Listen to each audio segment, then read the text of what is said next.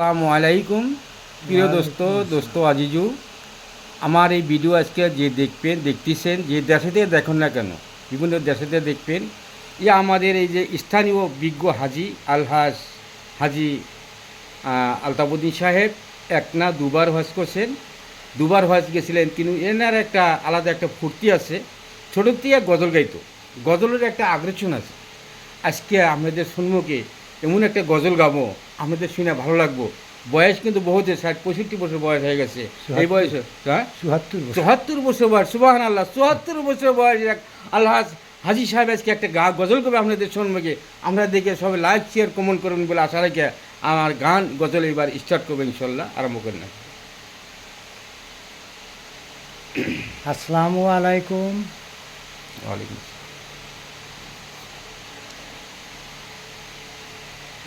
শোনো মমিন ভাই, কেউ রবে না, একদিন হবে আখের ফানা।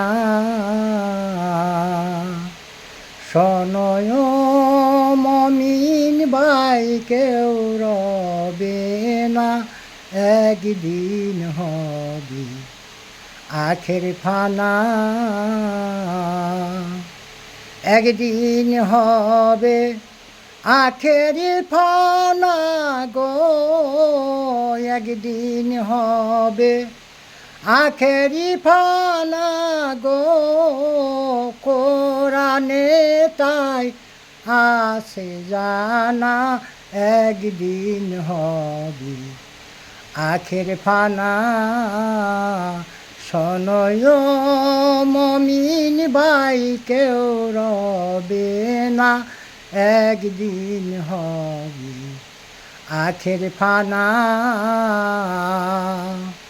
একদিন সূর্যের তাপে আসমান জমিন ভাই হয়ে যাবে ফানা ফানা। একদিন সূর্যের তাপে আসমান জমিন ভাই হয়ে যাবে ফানা ফানা। সেদিন ডাকলে কেউ শুনবে না গো, সেদিন ডাকলে কেউ শুনবে না গো। কাঁদছে নবীর বেটি মা ফাতেমা, একদিন হবে আখের ফানা। শোনো মমিন ভাই, কেউ রবে না, একদিন হবে আখের ফানা। ফাতেমা কান দিয়া বলেছে, ওই হে রব্বানা। ফাতেমা কান দিয়া বলেছে, ওই হে রব্বানা। আমি ইমাম হোসেনের চাইনা দাবি গো, আমি ইমাম হোসেনের চাইনা দাবি গো। নবীর মদ গনে গিদাও বেহেস্ত খানা, একদিন হবে আখের ফানা। শোনো মমিন ভাই, কেউ রবে না, একদিন হবে আখের ফানা। নামাজ পড়ো, রোজা রাখো, পড়ো নবীর কলেমা।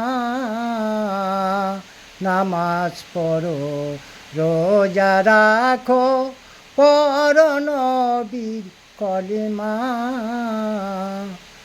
নবী বিনে কে তরাবে গো, নবী বিনে কে তরাবে গো। বাবে নবী বিনে কে তরাবে গো। সেও কথা স্মরণ করিলা না, একদিন হবে আখের ফানা।